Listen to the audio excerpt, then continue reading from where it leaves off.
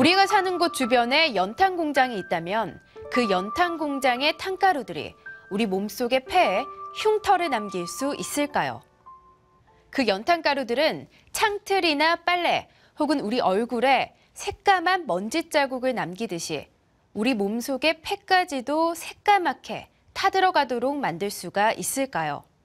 대구 안심 연료단지 주변 주민들이 연탄가루 때문에 진폐증에 걸렸다는 주장이 정부 조사 결과 사실로 확인됐습니다.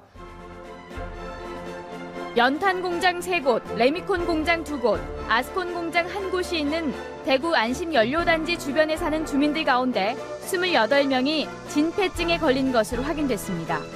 8명은 연탄 공장에서 일했고 12명은 광업과 건설업 등에 종사했지만 나머지 8명은 관련된 일을 전혀 한 적이 없었습니다. 국내에서 처음으로 법원에 의해 직업병으로 인정받은 사례, 다들 알고 계신가요? 바로 1988년 상봉동의 진폐증 소송 사건입니다. 박길래 씨는 1983년부터 5년간 서울 상봉동 삼표연탄 망우공장 근처에서 거주를 했는데요. 그 근처에 연탄 공장의 탄가루에 노출돼서 진폐증에 걸린 것을 1989년 법원에서 최종 인정을 받게 됩니다. 주로 탄광 근로자들이 걸려서 광부병으로 알려진 진폐증. 연탄 공장이나 시멘트 공장의 근로자들뿐만이 아니라 주변 지역에 사는 주민들에게도 발병을 하고 있는데요. 그렇다면 진폐증은 정확히 어떤 질병이고 또 얼마나 발생을 할까요? 진폐증이란 폐 분진이 축적하여 폐 조직의 염증과 섬유화가 일어나는 상태를 말합니다. 분진에 많이 노출되었다고 해서 모두가 진폐증에 걸리는 건 아니고요. 과거 직업, 또 분진의 농도, 분진의 크기, 분진의 독성, 또 호흡기, 보호구 착용 실태 여부, 그리고 개인차 등 여러 요인이 복합적으로 관여하여 발생 여부를 결정짓게 되는 겁니다. 고용노동부 발표에 의하면 2015년 질병재해자 수가 7,919명이었다고 하거든요. 근데 그 중에서 약 3분의 2가 요통과 상하지 근골격계 질환이었고요. 그 다음으로 많은 게 진폐증이었습니다. 그런데 자국 관련성 질환으로 근골격 질환을 분류해서 말하기도 하기 때문에 전형적인 직업병만으로는 진폐증이 가장 많이 발생한 거죠. 폐에 먼지가 쌓이면서 발병하는 진폐증. 이 진폐증의 원인은 정확하지만 여전히 진폐를 치료할 수 있는 방법은 없다고 합니다.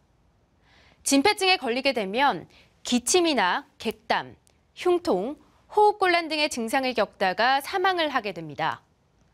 그렇다고 해서 모든 종류의 먼지가 진폐증의 원인이 되는 것은 아닙니다. 어떤 특정한 종류의 먼지가 바로 진폐증 발병의 원인이 된다고 하는데요. 어떤 종류일까요? 네, 진폐증은 흡입된 분진의 종류에 따라서 이름을 다르게 부르는데요. 가장 흔한 형태가 유리규산에 의한 규폐증이고요.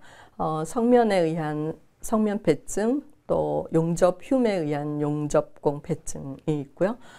그 밖에도 면분진에 의한 면폐증, 또 농부폐증, 탄광부폐증, 알루미늄폐증 등 여러 가지가 있습니다. 우리나라가 초고속 경제 발전을 이뤄서 세계 13위의 경제대국을 이룰 수 있었던 데는 수많은 산업 여건들이 있었습니다.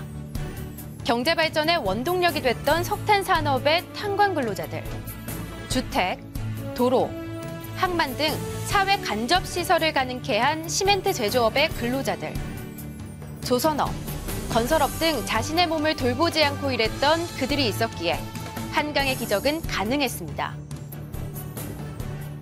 하지만 이런 고도 성장의 내면에는 진폐증이라는 아픔이 함께하고 있습니다. 진폐증은 우리나라 직업병 가운데 가장 큰 비율을 차지하고 있죠. 네, 그 이유는 두 가지를 꼽을 수 있을 텐데요.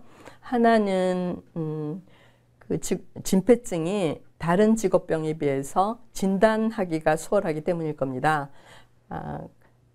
직업력과 방사선 촬영만으로도 진단이 가능하기 때문이고요.